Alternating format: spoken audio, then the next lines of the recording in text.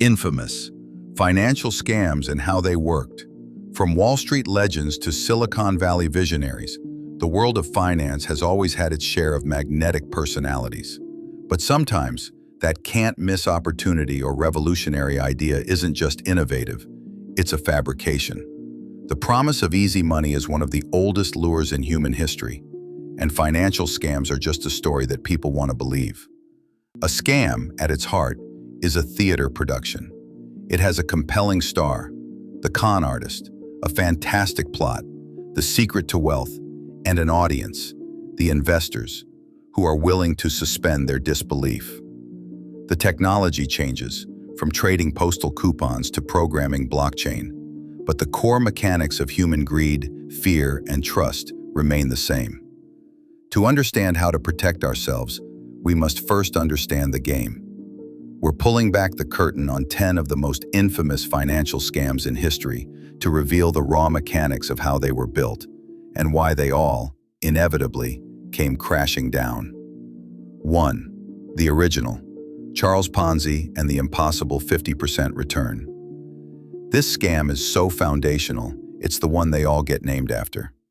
In 1920, an Italian immigrant named Charles Ponzi promised investors in Boston a fantastic 50% return in 45 days. The supposed mechanism was brilliant in its plausibility.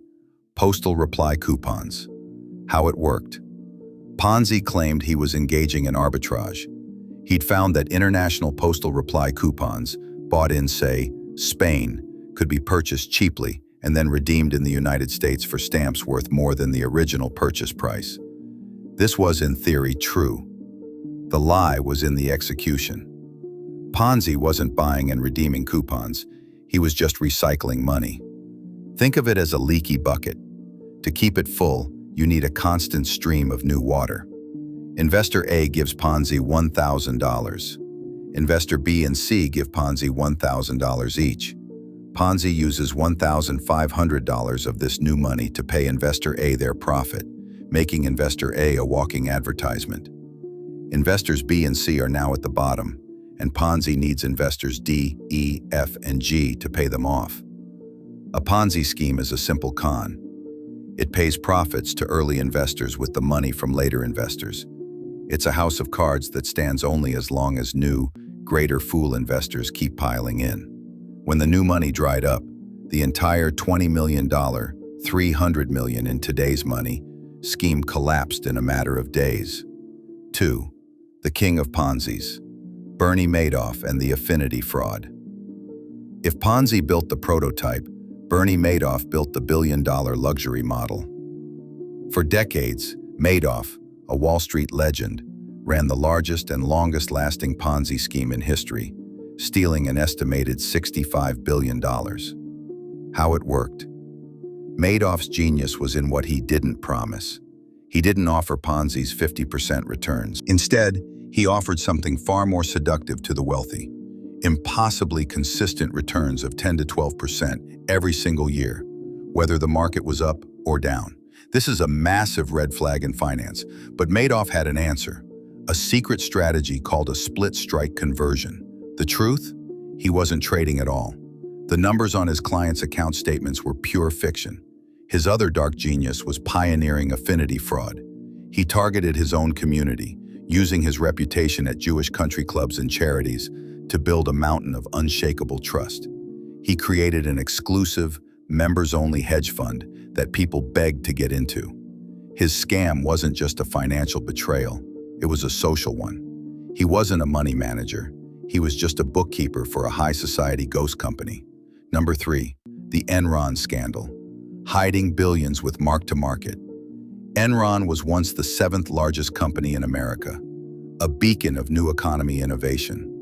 But its entire billion-dollar valuation was a complex mirage built on audacious accounting fraud. This wasn't a Ponzi scheme, it was a lie told on a balance sheet. How it worked. Enron's executives were obsessed with their stock price. To keep it climbing, they used 2 primary tricks. 1. Mark-to-market accounting. This legal accounting practice allows a company to book projected future profits as current income. Enron abused this, signing a 20-year deal and claiming all 20 years of hoped-for profits on day one.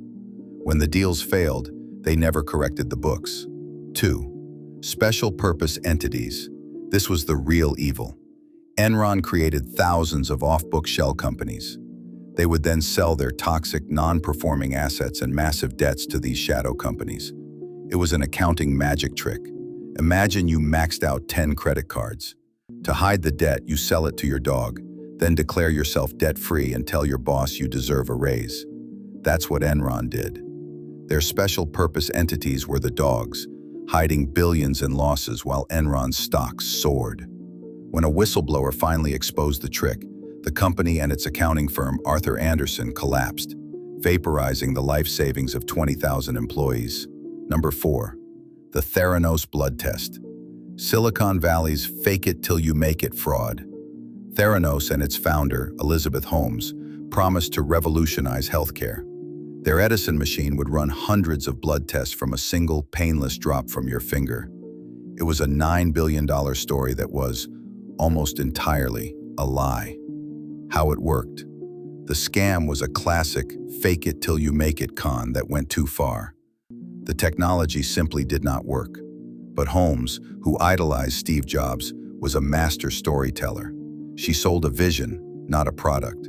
The lie to investors. She raised nearly $1 billion by faking demos and showing investors results from machines that were not the Edison. The lie to partners. She secured massive deals with Walgreens and Safeway, promising a future her technology could never deliver. The lie to the public. While claiming her Edison machines were running tests, her company was secretly using standard, off-the-shelf machines from Siemens. And even then, the results were often dangerously wrong. It was a fraud built on the intoxicating power of a good story in Silicon Valley. Investors wanted to believe in the next Steve Jobs, so they ignored every red flag. The product was the hype itself. 5. The pump and dump, the Wolf of Wall Street manipulation. This is a classic form of stock market manipulation, made infamous by Jordan Belfort's Stratton Oakmont firm, as depicted in The Wolf of Wall Street. It's a simple two-step con. How it worked. 1. The pump. The scammers, like Stratton Oakmont, buy up a massive position in a worthless penny stock, a tiny company with no real business. They then use high-pressure boiler room sales tactics to pump the stock, creating a fog of lies and hype. They cold call thousands of unsuspecting investors, telling them this is the next Microsoft and creating a feeding frenzy of demand. 2. The dump. This new demand artificially inflates the stock's price. Once the price is high, the original scammers dump all of their shares at once, making a massive profit and instantly crashing the stock's price back to zero. Every investor who bought into the pump is left holding a worthless bag. It's a raw, predatory scam that preys on the fear of missing out and the dream of finding a 10-bagger stock. 6. The South Sea Bubble. When the British government bailed out a scam. In 1720, the South Sea Company was the hottest stock on earth. It had a monopoly on all trade with Spanish South America. People from all walks of life, from servants to Sir Isaac Newton, poured their life savings into it. How it worked. There was one tiny problem with the company's monopoly. There was no trade. Spain and Britain were at war, and the South Sea was a closed, hostile territory. The company's actual business was a complex financial deal with the British government to take over the national debt. It was a speculative bubble, pure and simple. The stock's price wasn't based on any real-world profit. It was based on the greater fool theory, the idea that you can buy a worthless asset because you're confident you can sell it to a greater fool for a higher price later. The bubble was inflated by wild rumors, political corruption, and a national mania. When the public finally realized there was no there, the bubble burst, shattering the British economy and bankrupting thousands. 7. Tulip mania, the speculative bubble that was complicated. The story we all know is that in Holland in the 1630s, people went mad for tulips, trading single bulbs for the price of a house. This is often cited as the first speculative bubble, but the reality is more nuanced. How it worked. The mania was real, But it wasn't for all tulips. It was for rare, broken tulips, bulbs that due to a virus produce stunning, flame-like petals. These became the ultimate status symbol in the Dutch Golden Age. The bubble formed in the futures market. People weren't trading actual bulbs. They were trading contracts to buy bulbs next season, often in taverns with no money changing hands. It was a high-stakes, unregulated gambling game. When the plague hit, and a few high-profile buyers defaulted, the public's confidence evaporated overnight, and the contract market collapsed.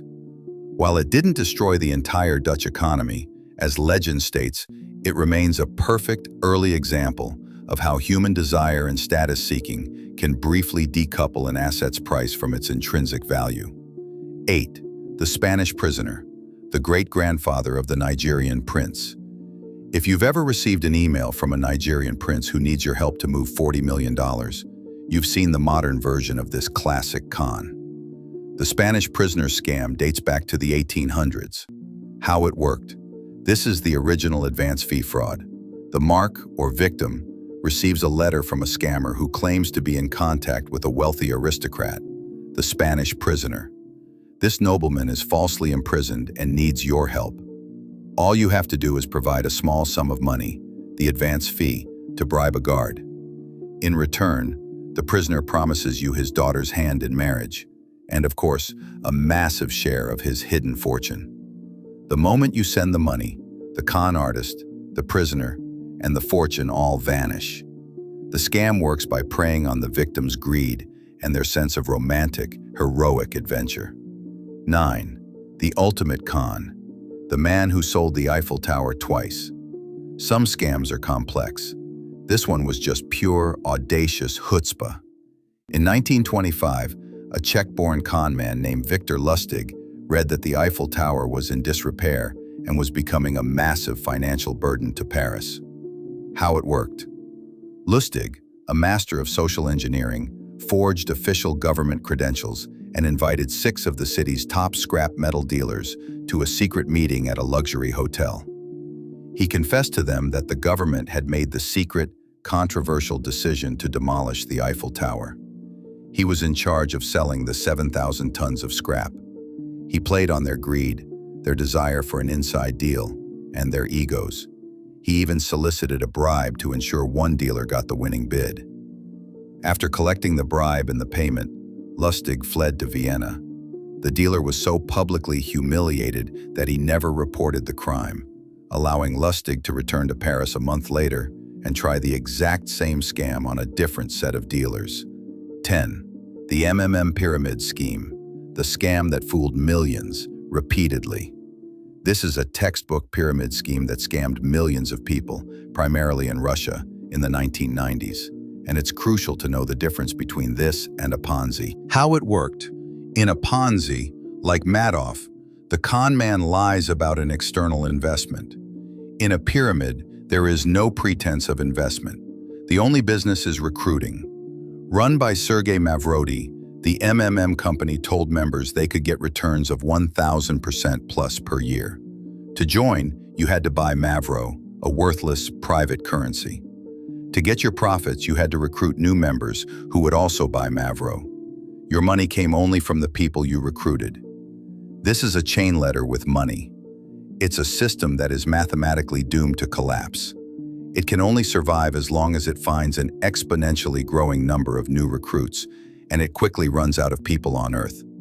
collapsed, Mavrodi was jailed, and after his release, he relaunched the same scam globally, successfully scamming millions more in Africa, India, and China.